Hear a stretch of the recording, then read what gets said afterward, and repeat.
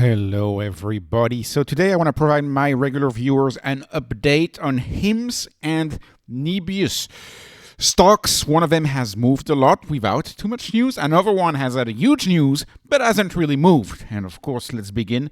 That stock is HIMS. So very quick update on HIMS.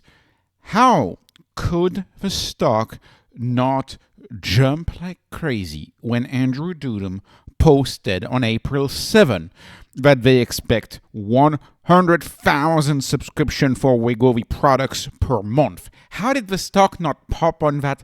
I do not understand it. You do a simple calculus here. Just look at, say, half pills, half injections, cut it in the middle, 175 a month, 100,000 times 175 a month, times 12 months, that's 210 million ARR casually tweeted. And the stock is not reacting to anything. This stock is trading with the macro. This stock is entirely ignoring the facts. I don't understand it. I don't understand why the stock is still so cheap. I'm happy about that, even though it's a big position for me. I'm happy that it's still cheap. You know, when I trust the market, I might add to this market again. But before I add to this market, I want to see stocks actually move on fundamentals. Move on fundamentals. This is crazy. I don't understand how did the stock not pop after this. This is especially important because the guidance that they gave us, right, for the full year 26 guidance between 2.7 and 2.9 billion. That guidance already didn't include about $200 million of ARR from the eucalyptus acquisition, which is excluded from that. And so that's why when I get to my number of 34% next 12-month growth, I actually add the about 200 million of eucalyptus expected in H2. That's how I get to 34%. But imagine, what if I were to add also 210 million ARR to that number? It'd be much higher, maybe 40%, maybe 45%. And I know a lot of people say you're going to have cannibalized sales, and we don't know how this is going to cannibalize old sales of compounding. But I've read evidence that a lot of people are grandfathered in the old things. Like, sure, it's blurry. I agree that it's blurry. But nothing, in my view, justifies this valuation, especially after this tweet. And when you see the numbers, in my view, it is very obvious that we're getting new customers who want to have access to the branded therapies, who specifically come to the branded therapy. This is a very big deal, and the market has entirely ignored it. Hence, we sit at less than $20. Enterprise value over GP over revenue growth is 0.07. Again, it's close to the cheapest I've ever seen it.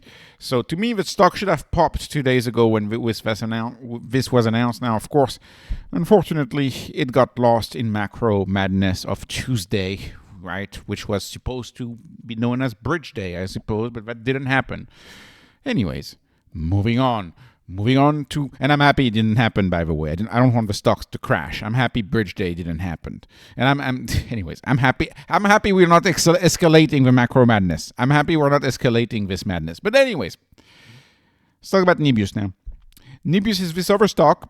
Now, Nebius rose quite a bit. And I am happy that it rose quite a bit. But if you actually look at the valuation of Nebius, you can see the valuation is very much the same as HIMS. And this is despite a lot of dislike, dare I call it hate in the X communities and in the stock market, because you have another stock, right, that's often hailed as a much better stock than Nebius, which is IREN. And so these two communities kind of fight. And you know, I haven't analyzed IREN in a while. The reason why is because I've dismissed them early on because they sell Bitcoin. And in my world, if you're a Bitcoin miner and you sell Bitcoin, that's kind of like a cardinal sin. Like, you can't do that. So that's kind of why I've ignored IREN, and I've missed IREN because of that, right? And actually, IREN might be a good value right now because Nebius is way up, all-time high, right? IREN hasn't really moved. Actually, I think it's down to something like 55% from its high or something like that. Why is Nebius up big yesterday? Why was it up big yesterday? Well, could it be an analyst upgrade? Maybe a few percentage points, but I'm not so sure about that.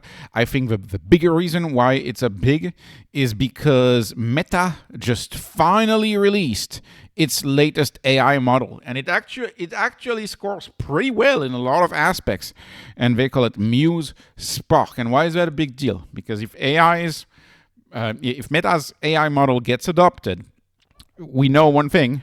They have bought a lot of compute from Nebius, 27 billion. There's a 27 billion AI deal that has been signed between Meta and Nebius. And so the market is probably hopeful that this big success with the model and the good reception of the model by the public will translate into the usage of token by Nebius, into the actual usage of token by Nebius, because I think the market has been spooked and scared by headlines talking about delays in data center construction, talking about even cancellation of data centers. And so I think this alleviates some of the spookness, I guess, that the market has gotten with that. But as far as I'm concerned, 146, yeah, I'm happy. All-time high, I'm happy. I started covering this stock at $26, by the way. It's a big winner. It's been a stealth winner. Very, very little interest in this one. Not very much discussed on YouTube. Heavy discussion on X of this one, but on YouTube I don't see it as much. The point is, I think this stock's headed higher. And the market is finally realizing that. But, you still have a lot of FUD around Nebius. Let me address this. I don't think I've addressed it in the video, in a video before. Okay, ARR versus Nebius, right? How are they going to finance the growth, right? If you finance the build-out, how do you finance all of this crazy build-out? Nebius did a convertible debt, and ARR has authorized an ATM. I don't know how many shares they will sell, but I think it's a $6 billion ATM that has been authorized or something like that. Let me tell you one thing. In this situation, I much prefer the convertible debt, right? Because you're not a Bitcoin treasury company here. Convertible debt, you have a preset interest, and you have, of course, a conversion price, which gives you that lower interest rate, but it's very predictable. So I much prefer that than the ATM to fund the growth. Now, there's no denying that either of these companies are going to have to spend a lot of money to fund that growth, and that's also what investors may be spooked by. But nonetheless, I think there's a case to be made that a lot of these AI cloud, these GPU clouds, a lot of them could become standalone mini AWSs of tomorrow. And so who's going to be the GPU, the AWS of GPU, right? The Azure of GPU. Well, first of all, Azure and AWS, they're going to get a lot of that business, first of all. But, that's one layer above, right? Because they sign with these producers of data centers. They sign with them. I think one layer below is gonna lie companies like Nebius, like CoreWeave, like Iron, and they could become quite large, actually. And that's the whole thesis behind that. But we're running out of tokens. GPU prices are through the roof. If you look at the cost of GPU hour, like an hour of GPU time renting it, if you look at those costs, it's actually increased in price over the past few years, not decreased. You may have known Nebius changed the depreciation schedule for its GPUs. They increased the depreciation schedule by 1 year for their GPUs because they realized, the GPUs are actually going to have a longer lifetime value. The lifetime value of a GPU is actually going to be a little longer.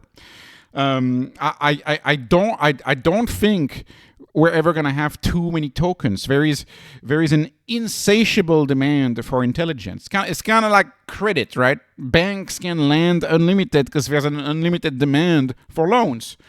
I think there's an unlimited demand for intelligence, and this is only going to get better or worse depending on how you're looking at. So investors that are spooked by investment, for example, yeah, of course they stay away, and right now it's risk off. But to me, I find Nebius way too cheap. I'm going to go out on a limb here and say that I'm sure if I were to take a look at Iron, I would probably find it way too cheap too. But, we'll keep it at that because they sell the Bitcoin and that's a sin in my world. So anyways, this was not investment advice. This is not financial advice. This is only entertainment. I'm hoping you were entertained. Please please subscribe, follow me on Patreon, follow me on X. Thank you for watching and have a wonderful, wonderful day.